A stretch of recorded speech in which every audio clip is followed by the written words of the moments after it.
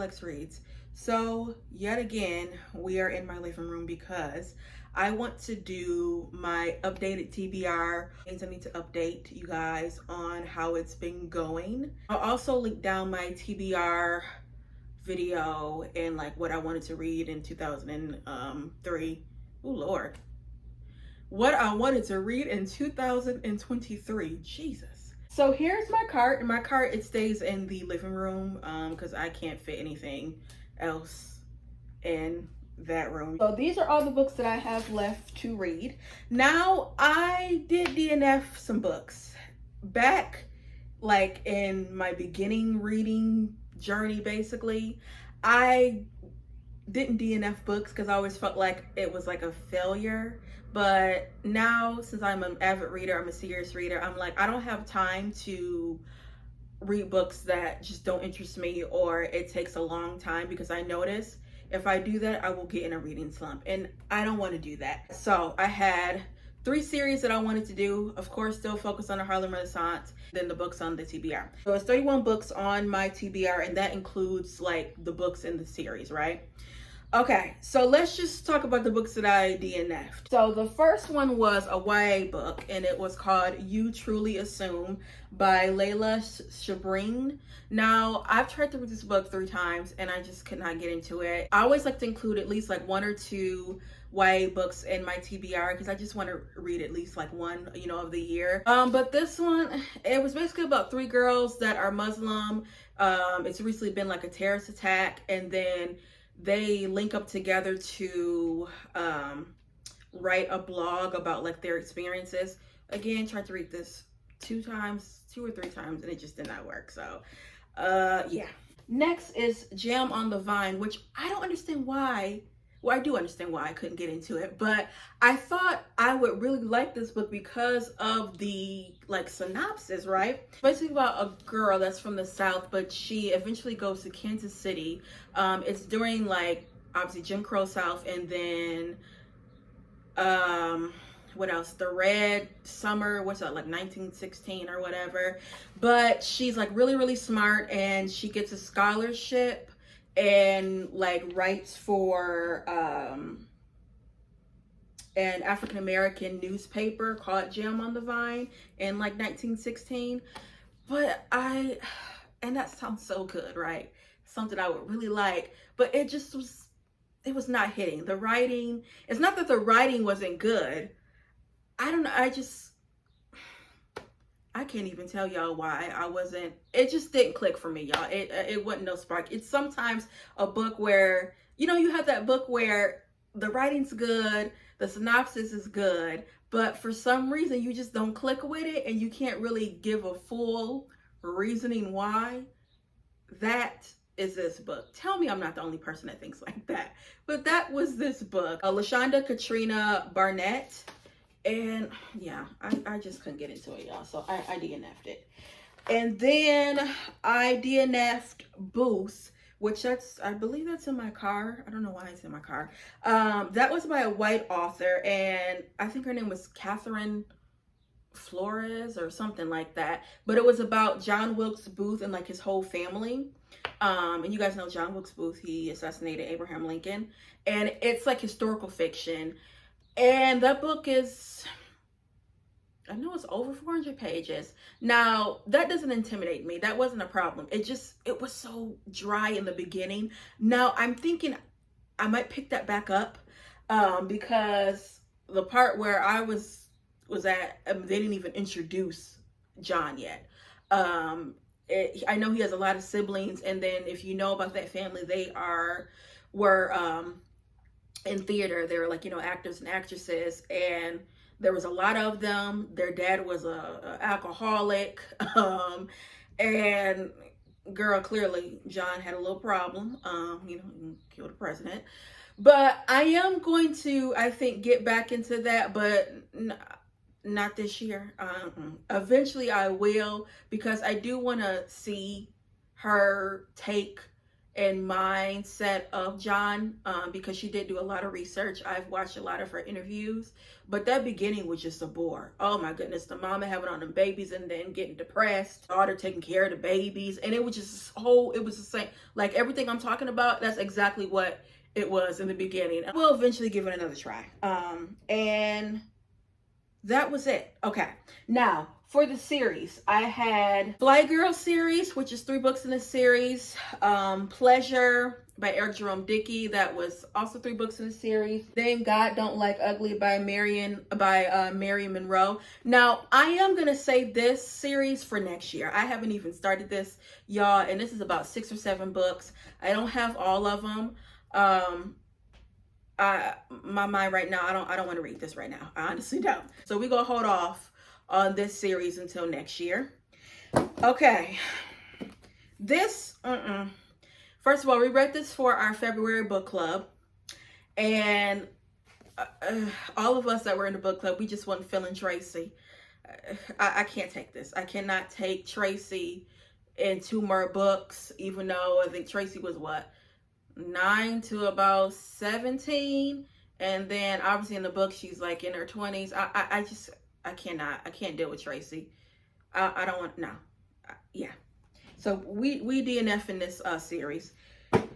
And in this, y'all, I did a vlog on this book, and I like Eric Jerome Dickey. I've read about 5 or 6 Eric Jerome Dickey books, and I have to say I've only had one so far that I really just wasn't a fan of. This one, it's an erotica, and I don't have a problem with that, okay? I really don't. But what I didn't like about this is the Nia series. You'll be one scene, they'll be driving around, and then all of a sudden, you know, something clearly, you know, go on, and then they go to another scene, and you're like, okay, but wait, what happened before then? Like, what happened before? He just jumps into scenes and it doesn't make sense. Yeah, this is a one and done for me. I'm gonna have to read his older stuff. Like, I know I want to read his first book, which is Sister, because some of them later books of his, it's like, I don't know what he was trying to do. Okay, no, Lord, let's talk about the books that I actually did read. That's on the TBR. I read Leaving Cecile Street by Diane McKinney Weststone. Love that. Did a vlog. Clearly Fly Girl, whack. Pleasure, whack. Nobody's Magic. Where is that at? I read Nobody's Magic by Destiny O. Birdsong. Really liked it. Did a reading vlog on that. An Ordinary Woman by Donna Hill. Also did a reading vlog on that. Loved it. Don't Cry for Me, Daniel Black, also did a reading blog on that, loved it.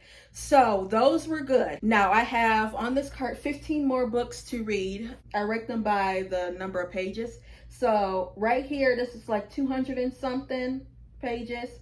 This is 3 something, 4, 5. Show you the books that are on my list that I have to read the rest of the year. So first is a collection of short stories, great short stories by African-American writers. This is the Dover Thrift editions. I told you guys about these editions. Love them. They're super duper cheap, like $5 to $7. I always get these on Amazon. Short stories from W.E. Du Bois, Langston Hughes, Jean Toomer, Ralph Ellison, Zora Neale Hurston, Jamaica Kincaid. I mean, so many. Next is Caprice by Cole Booth. Now this is a YA novel, and I know it's about a girl she's really, really smart. She goes to, I believe, boarding school or something. And she has been, I think, touched by a family member, but no one knows. And I believe something triggers that thought while she's at school. And yeah, you just go from there. Next is Daughters by Asha Bandel. This is about a mother and a daughter. I think the daughter gets shot. I don't think she gets killed, but I think she gets shot by a white police officer. It's like a identity thing. And while her daughter is like in the hospital, her mom reflects on like her life before she had, you know, her daughter, things like that. Next is Pearl Cleed, What Looks Like Crazy on an Ordinary Day. Pearl Cleed she's a playwright and she's known for this book. And I know this book is about a black woman that gets HIV. That's all I know. That's all I want to know. And yeah. Next is Uncle Tom's Children by Richard Wright. I wanted to read this because this is his first book. And this came out in 1938. I've read Black Boy and I've read Native Son. Really liked it. He's the type of writer where you do have to get your mind right. He also is very, very detailed, where sometimes it can come off as boring. But I did want to read this mainly because it is his debut novel. Next is Joy Luck Club by Amy Tan. I'm gonna read this and then watch the movie. I've seen bits and pieces of the movie, and I just know bits and pieces about the story. Don't know all of it. I want to go in and just read it and then watch the movie. Next is Juneteenth by Ralph Ellison. Now, I also have this too, Invisible Man, and you see it says August here. It's a sticky note because I'm going to read this in August because August is a long month. But I do have two Ralph Ellison books that are on my TBR card. Obviously he's known for this, and then this I don't know what this is about. I really don't want to know what it's about. I just want to go in kind of blind. Yeah. Then next is, this is a white author. This is Strange Fruit by Lillian Smith. Now this was a controversial read. It's about a black and white couple that get together. I believe the girl is white and the guy is black. So this actually was banned, and Eleanor Roosevelt was the one that put it back on the map and was like, no, y'all can read this. So I am excited to read this. This and The Beautiful and Damned by F. Scott Fitzgerald is the only white authors I have on my TBR. I wanted to read this because I am a huge fan of Great Gatsby. That's like one of my favorite books. Yeah, I'm really excited about this. All right. Next is All the Lonely People by Mike Gale. This one is about a man named Herbert. He is really, really lonely. He's a widow, and he lies to his daughter about like a fictional life of his. And his daughter's like, oh, well, Dad, I'm gonna come up and see you. And he has to find a way to, like, I guess, make friends and make this life that he has, told his daughter about, this fictional life. And yeah. Next is Zadie Smith on Beauty. This is another one I don't know about, don't want to know about. Next, oh wait, you know what? I lied. Actually, I have 3 white authors on this on my TBR. This is the last one. This is Joyce Carol Oates, and I was gonna read this this month, but I'm not. As you can see, I have a sticky note on this one. That means I'm gonna read this in July, because July is a long month, and this book is like 400 and something pages. I know this was a TV movie.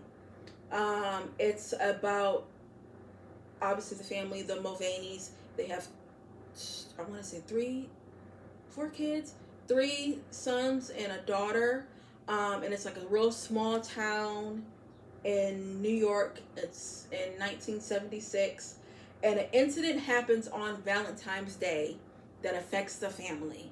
And when I tell you it affects the family, all right, I'm being around the bush, because if I tell you, now I just know what the event is, which is like, oh girl, I already know it because I saw the movie. It was a Lifetime movie, but I don't know, like, I don't know well, yeah, I do know the outcome, and so yeah, I know about it, but the book is going to be different than the movie, obviously. So I really wanted to read this, and probably after I read this, I'll watch the movie again, because I saw that movie years ago.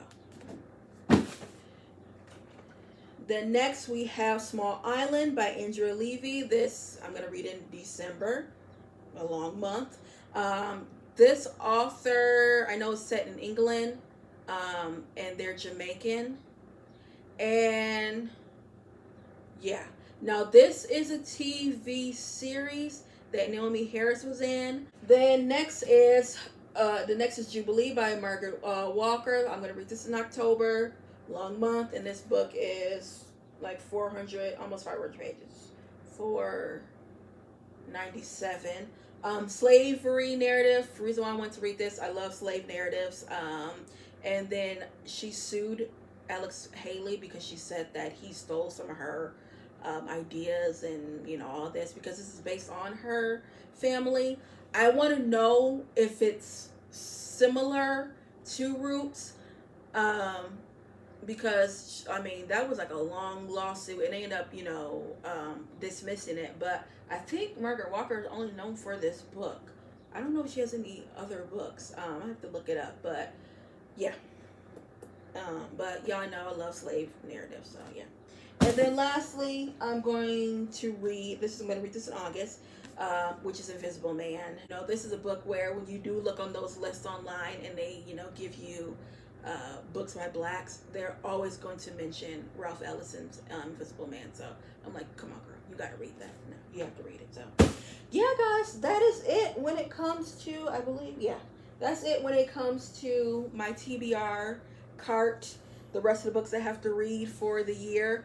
Now I did have I had two, well, technically three anticipated reads, which was Sadiqa Johnson's The House of Eve. Y'all know how much I've raved about that book, how much I've talked about the author on my channel. Read the book twice, came out in February, loved it.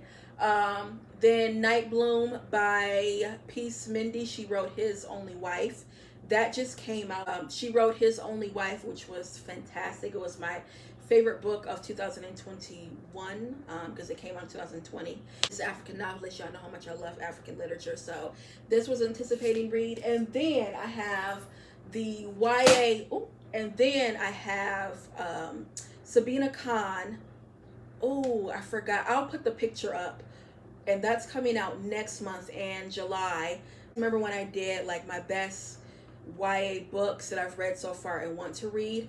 I was telling you guys about her 3 books. Her last book that came out, Meet Me in Mumbai, and I was telling y'all about how good it was. But she's an author where I've read all of her books. This will be her 4th book, and she is Indian. Yeah, I think that's it for the books that I want to read. And then of course, you guys know we have our Unsung Black Book Club that we started in February, which is just fantastic. I love meeting with you guys. So we've been reading some books. Our last one was a bust, but it's okay. I think June's book club is going to be real good. Even though it was like a busted book, we still had a really good time. You know, so yeah. And if you guys want to join the book club, just email me and I'll send you the link to the Zoom. We are reading B.B. Moore Campbell's Sisters and Brothers, and that's a book from the 90s. So yeah, and I think that is it. Oh, thank you guys so much for supporting my Etsy shop. You guys know I just opened it last week. Already got 17 sales. You know, they're custom made bookmarks. So thank you guys so much for, you know, buying the bookmarks. Also, if you don't buy them, at least favoring, you know, the shop. Thank you again for that. So yeah, that is it when it comes to this video. I'll be back with more black books. Bye.